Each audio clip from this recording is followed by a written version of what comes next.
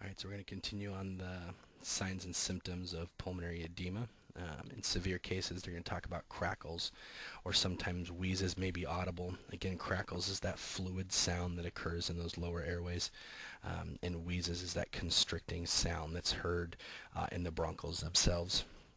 In some circumstances, you could be looking for patients who are coughing up frothy sputum. Sometimes it's white, sometimes it's pink. It may even have like a red tinge to it as well.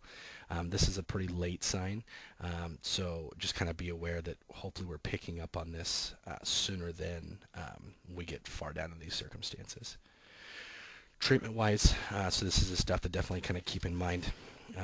Treatment for pulmonary edema, your still biggest concern is going to be whether or not the patient is breathing or not, and whether or not it's adequate.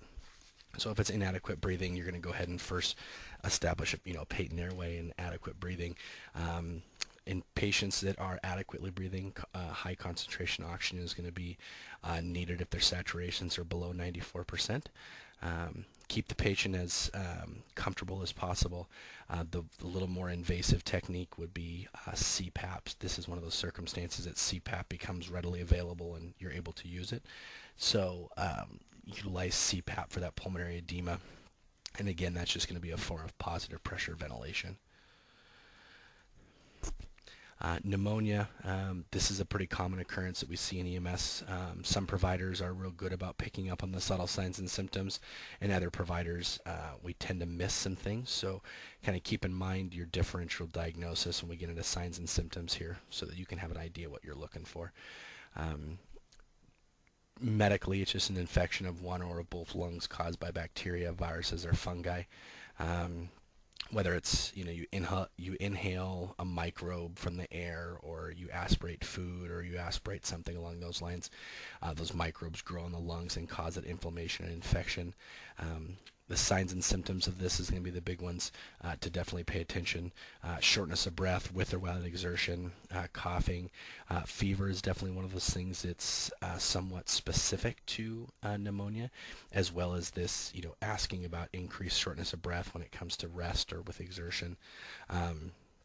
With coughing, one of the questions, of course, you want to ask is it a productive cough or unproductive? Meaning, how are you getting any phlegm up with this? Other question, big red flags is, they've been sick for a couple of days, 2 or 3 days, and now they're progressively getting worse. Things along those lines are a pretty good indication that pneumonia should be up on your differential diagnosis list. Also with that, chest pain, the downfall with this is it's hard to determine whether or not this chest pain is cardiac in origin, or if this chest pain is going to be related to just the respiratory side. So asking questions about where the chest pain is, does the pain get better or worse with movement or with breaths, stuff along those lines will also help with determining whether or not this patient is pneumonia, or if it could be a possible cardiac issue. Other signs and symptoms, again, these are pretty general: headache, pale sweaty skin, fatigue, confusion. All those things are pretty generalized in the circumstances of pneumonia. Care, the downfall, you'll see this a lot where care is mostly supportive, but the biggest concerns: treat inadequate breathing, want to make sure they stay oxygenated, and of course transport is going to be a big concern.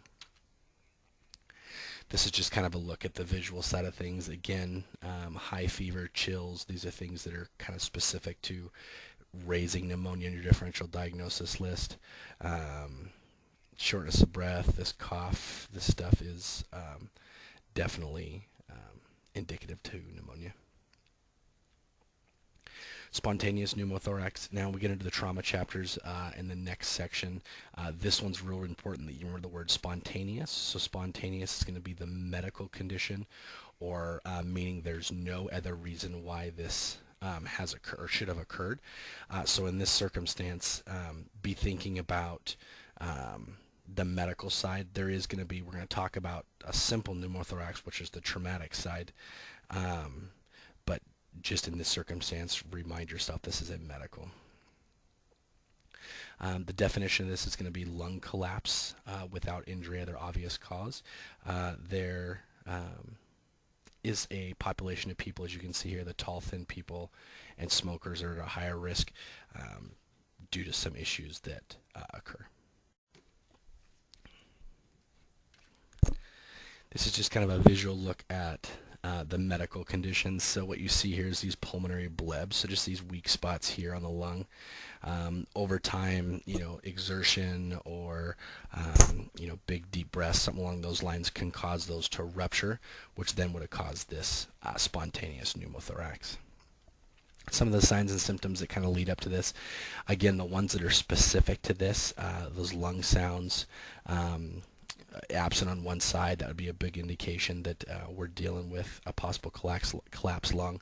The rest of these, this chest pain, shortness of breath, low oxygen saturations, tachycardia, as you remember, this can also present very similar to pneumonia in those circumstances. So making sure you listen to lung sounds is going to be pretty important. Treatment, again, these patients definitely are a candidate for that advanced life support of that ALS. Most of our care is mostly supportive in the fact that we administer oxygen. We can't give CPAP because of the chance of that pressure or that lung causing pressure to escape into the chest, and then of course causing worse pressure buildup, and we're trying to avoid that as much as possible. Pulmonary embolism, so this one a lot of people have heard about or heard some stories about them. This is going to be a blockage that occurs in the blood supply to the lungs specifically. Some of the red flags, so this is going to be patient history or lifestyles that should key this in or key this issue into your head. This one obviously, DVT or deep vein thrombosis. We got a good diagram coming up to talk about how that occurs here in a second, but kind of put that in your head for now. And then increased risk for limb immobility, local trauma, or abnormally fast blood clotting. So patients that are recent surgeries, long-term laying flat or in a sitting position, long flights on airlines is also a common occurrence. Surgeries, there's some medications, a lot of birth control pills have a side effect possibly causing increased blood clots. So all those things just kind of log in our head to kind of remember when we're dealing with patients. Signs and symptoms, again, as you can kind of see, a lot of these are interchangeable between COPD and pneumonia and spontaneous pneumo. This one, most of these signs and symptoms, there's nothing that really narrows in on the pulmonary embolism side except for the history. So being aware that the patient history is extremely important to move this on your differential diagnosis list or attempt to rule this out is going to be pretty important. Treatment, as you notice that it's kind of a common occurrence here, but we have a hard time differentiating this in the field. So in these circumstances, you're just going to put in your differential diagnosis. Care in this case is mostly supportive in the fact that our biggest concern is that airway and breathing side, and then transport to definitive care as quick as possible. This is that diagram I was talking about. So DVT, where you have these clots that build up down here in your legs, that clot travels up through the vena cavas, ends up in that right-hand side of your heart. Due to these chambers in these arteries are fairly large, that clot doesn't stick. So what happens is it moves through the right-hand side of the heart, gets pushed out to the lungs. Well, as that blood flows out to the lungs to gain that oxygen, what then happens is you can see in this diagram number 3 here where this embolism has lodged itself and then creates that clot that causes that lung tissue to have damage and then the tissue to die.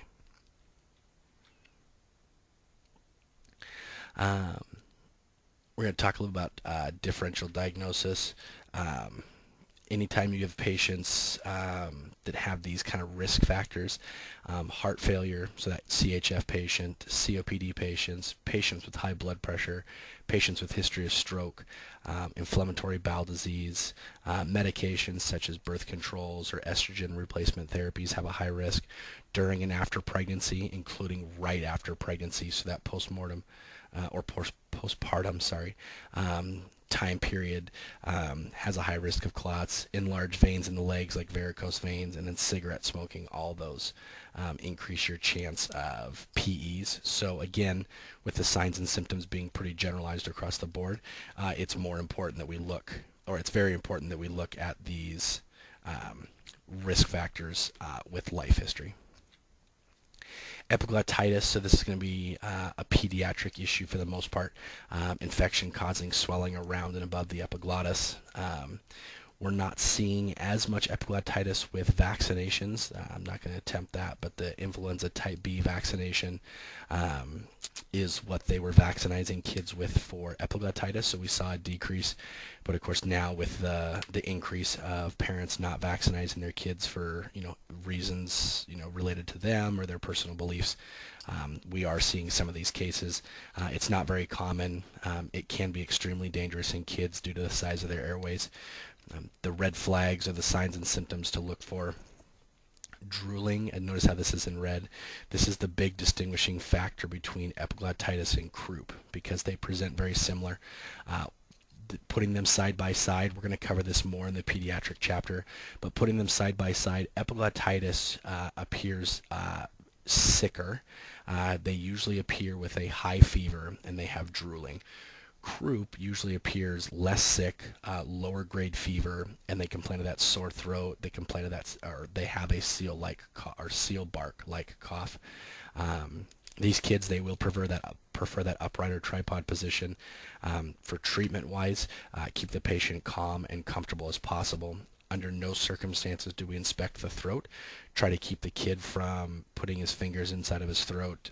We don't put anything inside their throat like a tongue depressor or a flashlight or a pen light to try to look and inspect it due to the chance that you might cause some increase issues.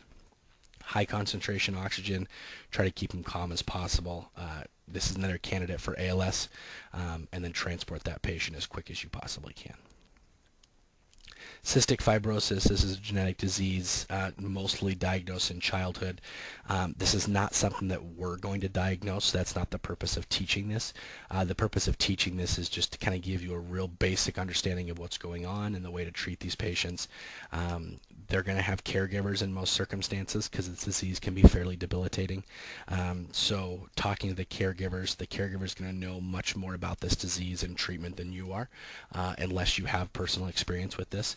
So utilizing those home healthcare individuals for all their resources that they possibly can give you. The definition, it causes thick, sticky mucus that accumulates in the lungs and digestive system. Of course, this is going to be chronic lung issues, very much like COPD, bronchitis, asthma. All those things are really common occurrences. That mucus production decreases oxygenation and causes these patients to have pretty substantial difficulties of breathing. Signs and symptoms, again, you're not going to diagnose this.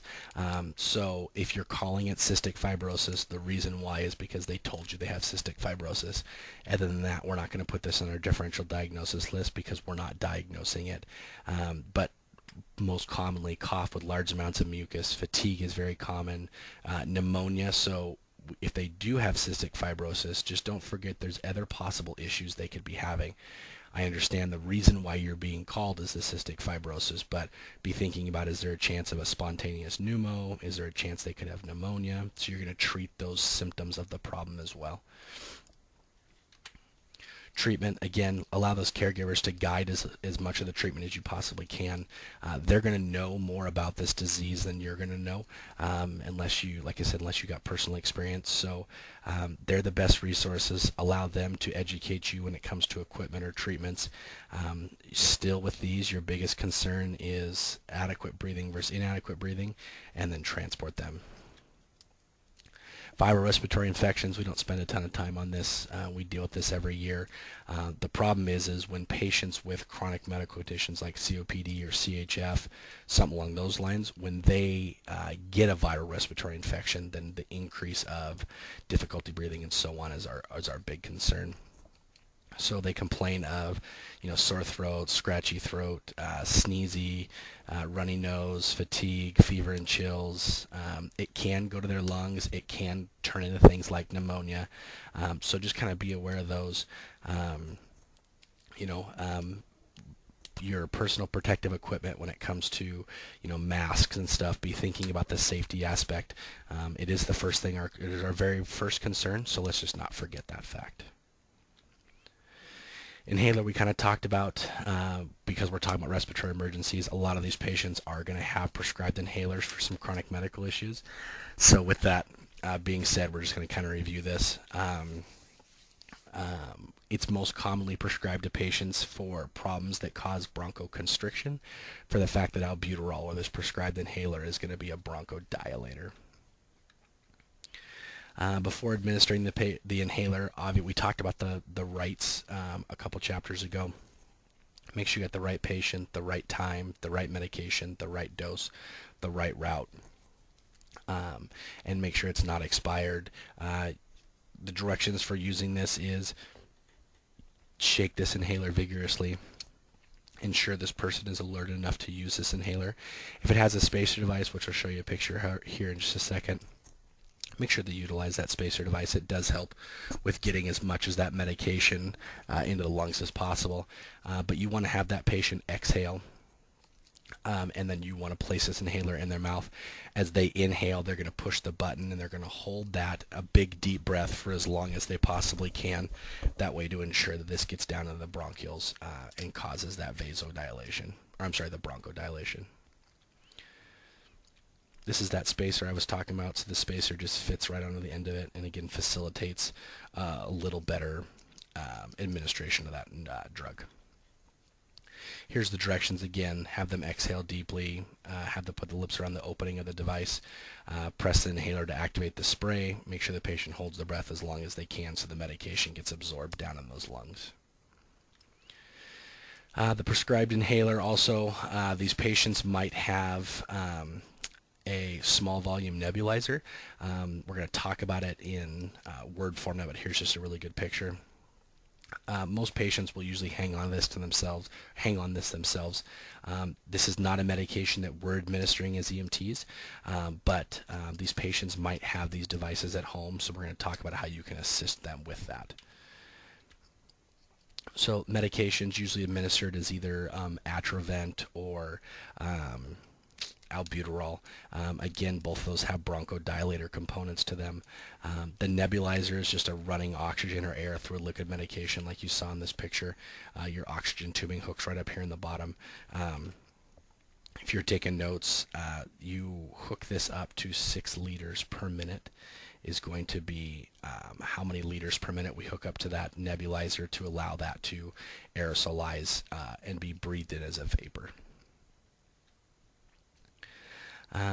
It gives the patient a greater exposure to this medication. It works a lot better in most circumstances.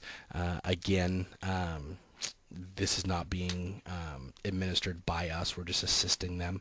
So just make sure you're not getting in a habit of doing it for them because it's not in the scope of practice as an EMT.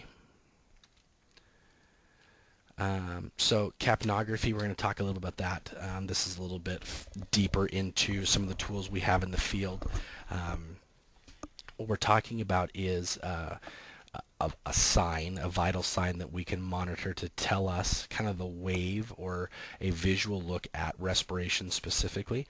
The condition, or what condition does albuterol reverse? So if you think that in your head, the answer is going to be bronchoconstriction, right? So when it presents like that, they present with shortness of breath because they're bronchoconstricting. They're not releasing CO2 out of their body. So what happens is their end-tidal CO2 or ET CO2 reading tends to be high. I will tell you that on average, the normal end-tidal CO2 should be about 25 to 35. And this is measured in millimeters of mercury, similar to your blood pressure. That looks really horrible, sorry. 25 to 35, that says 4, sorry for that, is about normal. These patients could read, high 30s, high 40s, something along those lines. So the downfall is asthma and hyperventilation, like an anxiety attack, present very similar. So what happens is, we take one patient who's a 16-year-old female, history of asthma, is outside in the springtime and has an allergic reaction to the pollen, increased respirations, low tidal volume. that patient would benefit from albuterol. So in that case, we would give albuterol. Well, if you take the same patient, the 16-year-old female who, breaks up from a relationship and now has an anxiety attack, has the same respiratory rate, has the same low tidal volume, but that patient wouldn't benefit from albuterol because they're not suffering from bronchoconstriction. So when we look at these things side by side, this is a normal end-tidal CO2 wave. So what you can see here is this normal rectangular look of CO2. I hope that makes sense. In these cases, the saturations would be low in both of them because of the fact that their rate is fast and their tidal volume is low. But in this circumstance, this is normal. So this would be hyperventilation. They're breathing a little bit fast, but as you can see, there's no bronchoconstriction because of this nice rectangular wave. In this circumstance over here, you lose that plateau. So what you get is this shark fin look. And what that tells us is they have bronchoconstriction and they're going to be retaining CO2. In that case, we're looking at an end-tidal CO2 that is higher than normal. This is the case where we would want to give albuterol. This is the case where we just attempt to coach their breathing down, maybe provide some supplemental oxygen, but we didn't give them a medication that they don't need at this time and place. I hope that makes sense. So differential diagnosis, just kind of a recap, kind of everything as our chapter review. When patients state, I'm having shortness of breath or difficulty breathing, I want you to think about the 4 A's, the 4 P's, and the 4 C's of your differential diagnosis. So A, P, C. Of course, I made this sentence, all patients complain. That's why you're there. They're complaining of something, right? And I don't mean that in a negative fashion at all. But once you make this differential diagnosis, this is a pretty long differential diagnosis. So patient says, I'm having shortness of breath. Well, these are all the things that could possibly be going on when it comes to the respiratory system. So you want to start ruling them out. Airway obstruction. The best way to do so is to check their airway. Is their airway open and clear? Were they choking on anything? If that's the case, then this one goes away. Angina is that cardiac component. So, are you having any chest pain with this, difficulty breathing? If so, do you have history of chest pain? Are you prescribed nitroglycerin?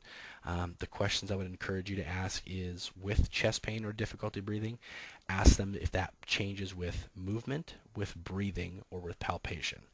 So if it doesn't change with movement, then we can think about it's not musculoskeletal or so on.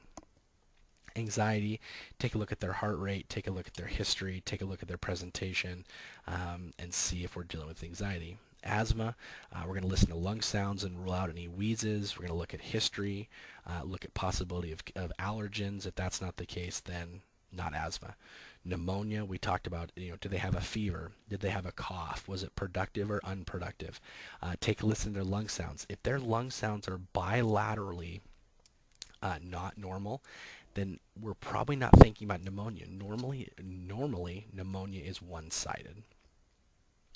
Pneumothorax, again, we're talking about that spontaneous side, so we're going to listen to those lung sounds. If they're absent or if they've got any trauma, something along those lines, then we would think about the possibility of pneumothorax. Pulmonary edema, again, listen to their lung sounds. We're going to check if they have any pedal edema component to that. They got history of CHF. Do they have history of pulmonary edema? Do they got those rails or those crackles down in their lungs? Embolism, obviously we're going to ask about DVTs, we're going to ask about medications that run the high risk for blood clots. We talked about smoking, we talked about obesity, long plane flights, recent surgeries, pregnancy or after pregnancy, and then again rule that out based on those. CHF and pulmonary edema normally go hand in hand because pulmonary edema is a component or a side effect of CHF. Ask about history, listen to their lung sounds, and again determine if that's going to be an issue or not. COPD, again, is that broad term talking about bronchitis or emphysema, listening to their lung sounds, asking about their history, looking at their medications. All those things are going to be important. Cystic fibrosis, again, like I said, we're not diagnosing this, so unless they say they have it, then we're not going to even think about that. Contagion is this that general influenza.